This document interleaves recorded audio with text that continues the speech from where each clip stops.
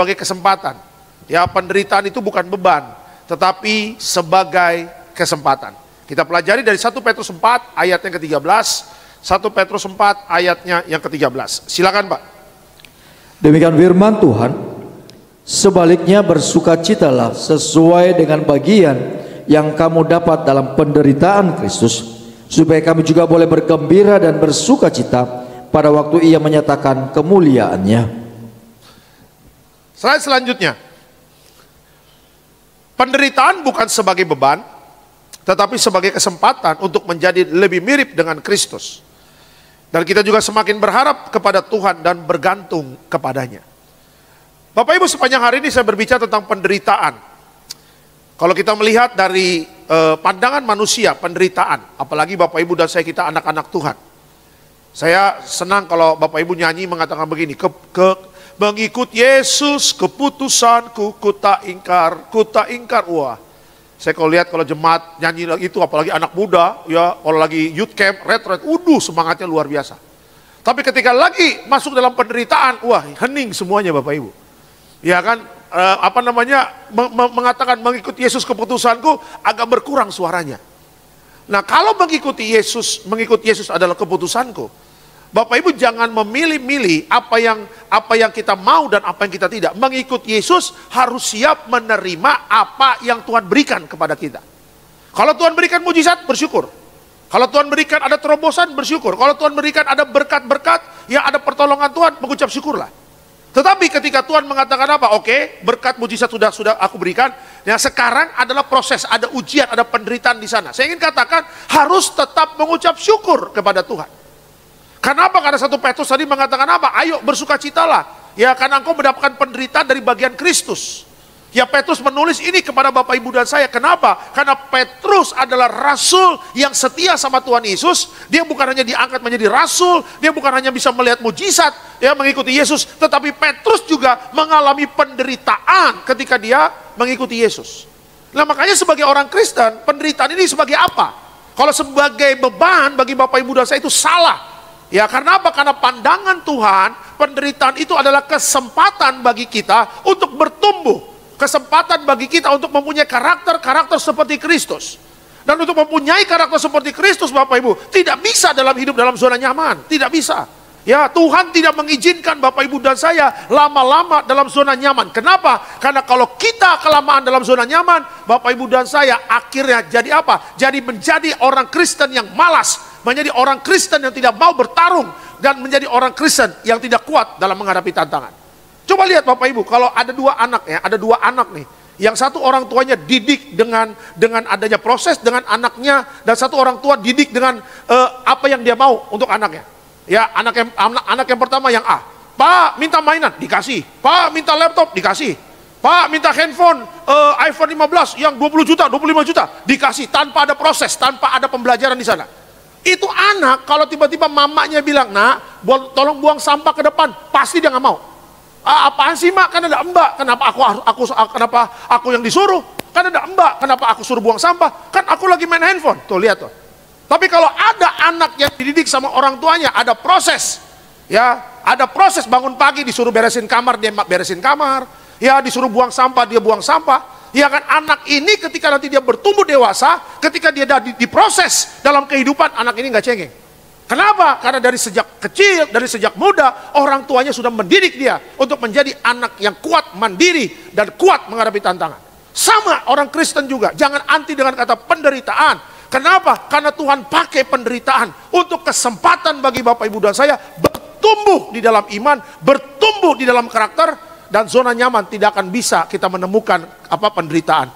Justru di dalam zona yang menghasilkan ketidaknyamanan, ya, Bapak Ibu dan saya akan berhasil menjadi orang-orang Kristen yang tangguh. Ya, coba lihat Bapak Ibu, lihat tokoh-tokoh di Alkitab. Sebutkan siapa yang menginspirasi hidup Bapak Ibu. Pak Pendeta, saya terinspirasi dengan khotbahnya Daud. Oh, puji Tuhan. Ya, kenapa Bapak terinspirasi dengan khotbahnya Daud? Daud orang yang pemberani, mantap. Ya, Daud berani melawan Goliat, pasti. Alkitab mencatat itu. Dan Daud berani menggorok kepalanya Goliat. Ya, benar. Alkitab mencatat Daud mengalahkan Goliat dan kepalanya Goliat dipotong, digorok sama Daud. Tapi Bapak Ibu nggak tahu, Daud juga mengalami penderitaan dalam hidupnya.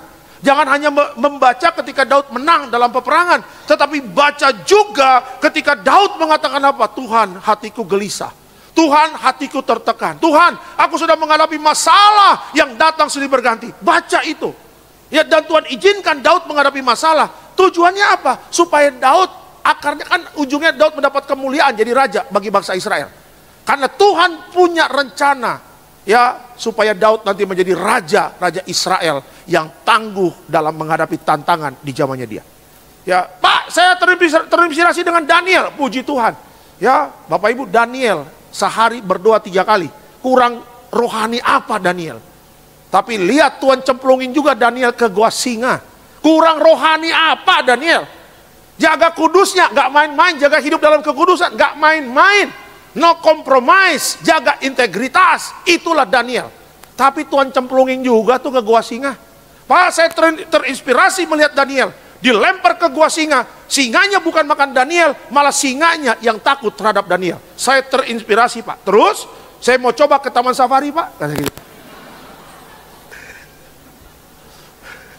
Saya mau coba, Pak, ke Taman Safari. Kalau Daniel bisa, kenapa saya nggak bisa? Waduh, beda konteks, Om, ya kan? Beda konteks. Kalau ngana ke Taman Safari, nyemplung ke gua singa, bunuh diri itu namanya. Itu bunuh diri mencobai Tuhan. Iya kan? Bapak Ibu lihat Sadrak, Mesak, Abednego. Kurang rohani apa hidup mereka? Kurang suci kudus apa hidup mereka? Tuhan izinkan juga dibakar dalam perapian tuh. Abraham kurang rohani apa? Ya, anaknya diminta sama Tuhan, dia mau kasih. Dia mau sembeli itu Ishak. Kurang rohani apa Abraham? Tapi ketika Tuhan mengatakan apa? Engkau akan punya anak waktu Ishak ya. Ditunggu 25 tahun. Penderitaan, nunggu anak, apalagi dia sudah tua. Jadi sebagai orang Kristen, jangan hanya minta berkatnya doang. Jangan hanya minta mujizatnya doang. Penderitaannya, Tuhan kalau boleh tolong dibantu Tuhan. Gak ada penderitaan. Happy terus, happy terus. Kalau mau nanti happy terus, makanya jaga hidup. Supaya nanti kita happy selamanya di kerajaan sorga. Di kerajaan sorga tidak ada air mata. Di kerajaan sorga tidak ada kepahitan. Di kerajaan sorga tidak ada penderitaan. Penderitaan selama kita dalam dunia, makanya harus kuat. Ya, Tuhan izinkan ada penderitaan, ada masalah. Bukan untuk menghancurkan hidup Bapak Ibu dan saya, tapi kesempatan bagi kita untuk maju terus di dalam Tuhan. Amin. Kasih tepuk tangan yang meriah untuk Tuhan Yesus. Yuk, langsung masuk dalam slide selanjutnya. Nah, belajar dari Alkitab, ada 3 tokoh Alkitab yang Tuhan bentuk melalui kesulitan dan rasa sakit. Oh, ini gak main-main loh. Tuhan bentuk tokoh-tokoh Alkitab itu dengan melalui apa? Melalui kesulitan dan rasa sakit. Tapi akhirnya mereka penuh kemuliaan dari Tuhan ya. Nah, tokoh Alkitab, yang 3 tokoh Alkitab siapa aja? Yuk, yang pertama. 3 tokoh Alkitab yang pertama kita bahas, yang kita pelajari adalah Ayub.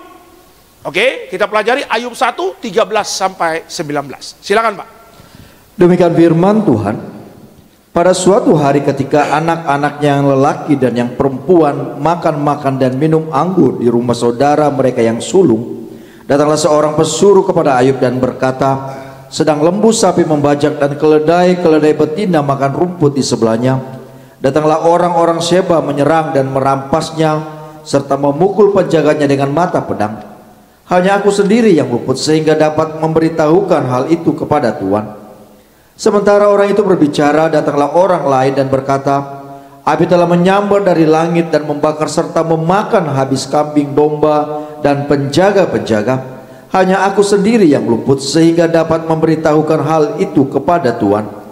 Sementara orang itu berbicara, datanglah orang lain dan berkata, orang-orang Kasdim membentuk 3 pasukan lalu menyerbu unta-unta dan merampasnya serta memukul penjaganya dengan mata pedang. Hanya aku sendiri yang luput sehingga dapat memberitahukan hal itu kepada Tuhan. Sementara orang itu berbicara, datanglah orang lain dan berkata, anak-anak Tuhan yang lelaki dan yang perempuan sedang makan dan minum anggur di rumah saudara mereka yang sulung. Maka tiba-tiba angin ribut bertiup dari seberang padang gurun. Rumah itu dilandanya pada 4 penjurunya dan roboh menimpa orang-orang muda itu sehingga mereka mati. Hanya aku sendiri yang luput sehingga dapat memberitahukan hal itu kepada Tuhan. Oke, slide selanjutnya. Tokoh pertama adalah Ayub yang meskipun hidup benar kehilangan segalanya dalam sekejap. Apa yang kehilangan? Ayub kehilangan apa? Harta, keluarga, bahkan kesehatannya direnggut. Bayangkan betapa besar penderitaannya Ayub. Kalau Bapak Ibu baca Ayub 1, itu berbicara tentang kesalehan Ayub dicoba. Ayub kurang saleh apa Bapak Ibu? Kurang kudus apa hidupnya? Tetapi lihat Tuhan izinkan ada masalah, ada rasa sakit, ada penderitaan di sana. Ya, Bapak Ibu, Ayub itu orang kaya. Saya bacakin sebentar ya. Nanti Bapak Ibu bisa lanjut baca di rumah. Kalau ingat itu juga, kalau ingat ya kan. Oke, kita akan baca hartanya Ayub apa aja. Tapi nggak ada tas branded di sini, yang nggak ada, ya, nggak ada Gasper H yang ada tulisan H, ya kan. Hospital maksudnya hospital, ya kan. Nggak ada yang berbicara branded, nggak ada. Tapi lihat hartanya Ayub apa saja. Ya, Ayub 1 ayat 3 saya bacakan. Ayub memiliki 7.000 ekor kambing domba. 7.000 ekor kambing domba. Oke, ini hartanya. 3.000 ekor unta. Bapak Ibu yang rumah di Kelapa Gading, siapa tahu mau pelihara unta, nah itu dia tuh. Ya. 3.000 ekor unta, 500 pasang lembu, 500 keledai betina, dan budak-budak dalam jumlah yang sangat besar, sehingga orang itu adalah yang terkaya dari semua orang di sebelah timur. Jadi Bapak Ibu, kekayaan Ayub bukan kaleng-kaleng. Ayub orang kaya. Ya, tetapi kenapa Tuhan izinkan ada darah sakit dan penderitaan di sana? Apakah Tuhan yang bikin? Tidak. Ya, iblis datang kepada Tuhan, minta izin. Tuhan mengatakan, iblis dari mana kau? Aku menjelajahi seluruh bumi. Ngapain iblis menjelajahi seluruh bumi? Karena iblis mau memberikan pencobaan kepada manusia, terutama kepada orang percaya. Nah, iblis akhirnya bilang sama Tuhan, Tuhan, aku mau mencobai hambamu yang salah itu. Ayub, oke. Tapi jangan kau bikin mati dia. Karena kalau kau bikin mati dia, kau berusaha dengan aku. Kau cobai dia, kau hajar dia, kau bikin rasa sakit, ada penderitaan, silakan. Tapi jangan pernah kau cabut nyawanya.